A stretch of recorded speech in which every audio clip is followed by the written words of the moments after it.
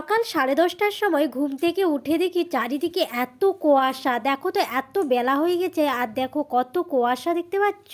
Good morning everyone. আমি তো ঘুম থেকে উঠেছি আজকে সকাল 10:30টার সময়, তো উঠে বেরিয়েছি বাইরে, তো দেখছি এখনো প্রচুর কুয়াশা। আর ভোরবেলায় তো এত কুয়াশা ছিল যে সামনে যদি কেউ দাঁড়িয়ে থাকে তাকেও কিন্তু দেখতে পাওয়া যাবে না, কারণ ভোর 5:30টার সময় যখন আমাদের দাদাভাই ডিউটি যায় তখন কিন্তু প্রচুর কুয়াশা ছিল। অনেকেই হয়তো ভাববে যে আমি এত বেলা করে কেন ঘুম থেকে উঠলাম। আসল কথা হচ্ছে আমি ভোরবেলায় ঘুম থেকে উঠে করে তোমাদের দাদাভাইয়ের জন্য আমাকে টিফিন রেডি করতে হয়। তো টিফিন রেডি করে তারপরে যখন সে গেছে 5:30টার দিকে, তারপরে আমি আর কি করবো একা একা, তার জন্যই কিন্তু আমি একটু ঘুমিয়ে নিই। যেহেতু আমি সকালবেলায় ব্রাশ টাশ করে ভোরবেলায় একবারে খেয়ে অল্প কিছু খেয়ে করেই ঘুমিয়েছিলাম, তার জন্য এমন ঘুম দিয়েছি একবারে 10:30 বেজে গেছে। পরে তো উঠে দেখলাম এই যে বাইরের এরকম অবস্থা, তারপরে ভাবলাম কি করা যায়, চলো তবে আগে ফ্রেশ ট্রেশ হয়ে করে আর স্নানটাই করে নিই। তার জন্য আমি প্রথমে স্নান টান করে নিয়েছি, বিছানাপত্র গুটাইনি, পরে গুটাচ্ছি। এখন প্রায় কিন্তু 11:30 বেজে গেছে জানো তো, আর এতটা বেলা হয়ে গেছে এখনো কিন্তু আমি রান্না বসাইনি। তোমাদের দাদাভাইকে ফোন করব,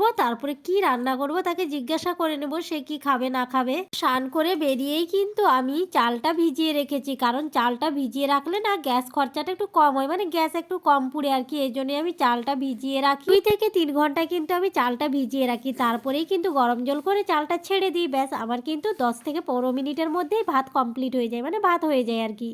দেখো তোমাদের সঙ্গে গল্প করতে করতে এদিকে কিন্তু আমার বিছানাপত্র গোটানো হয়ে গেছে, ঝাড়া মোছা সবকিছু হয়ে গেছে। তারপরে কিন্তু এইভাবে আমি মেলে রাখি না, এটাকে গুটিয়ে দিই, কারণ দিনের বেলায় তো আমরা কিন্তু মেঝেতেই শুই। তো কেন মেঝেতে শুই সেটা না হয় অন্য একটা ভিডিওতে তোমাদের সঙ্গে শেয়ার করবো। দেখো আমি কিন্তু ঝাড়ু হাতে লেগে পড়েছি রুমটা পরিষ্কার করতে। আর আমরা যেহেতু একটা রুমের মধ্যে থাকি, তো এই রুমটা প্রত্যেক দিন না মোছামুছি করলে ভালো লাগে না, কিন্তু প্রত্যেক দিন ঝাড়ু দেওয়ার পরে মুছে নিই একটু, তারপরেই কিন্তু ভালো করে একটু মুছেও দিই, তাহলে একটু মনে হয় যেন ফ্রেশ ফ্রেশ লাগে রুম। অনেকেই ভাবে যে আমি একা একা কি করি সারাদিন, এই যে এই সব কাজ করতে করতেই কিন্তু আমার সারাদিনটা চলে যায়। হ্যাঁ, বিকেলবেলাটা আমি একটু ফ্রি থাকি, কারণ রাতের খাবারটা খুব একটা আমাদের ভারী খাবার খাওয়া হয় না, ওই হালকার মধ্যেই চলে যায়। রুটি পরোটা এইসব বানিয়ে খেয়ে নিই, দুজনের তো খাবার আর কি। এই করতে করতে কিন্তু প্রায় 12টা বেজে গেছে। আর বাইরে দেখো রোদ উঠেছে, কিন্তু এবারে রোদ যখন উঠেছে আমি ভাবলাম যে তাড়াতাড়ি ঝাড়ুটা দিয়ে দিই আর জামা কাপড়গুলো একটু মেলে দেবো। আগের দিন কিন্তু অনেকগুলো জামা কাপড় কেচেছিলাম, আর এই কুয়াশার জন্য কিন্তু একদম শোকায়নি জামা কাপড়। তার জন্যই ভাবলাম যে ওগুলো জমা ছিল, সব ভেজা ভেজা ছিল, তার জন্য এগুলো একটু বাইরে বের করে রোদে দিয়ে দিচ্ছে। জানো তো এই কদিন ধরে সূর্যি মামা বেশিক্ষণ থাকছেই না, ওই 1-1.5 ঘন্টার জন্য আসছে আবার উঁকি মেরে পালিয়ে যাচ্ছে।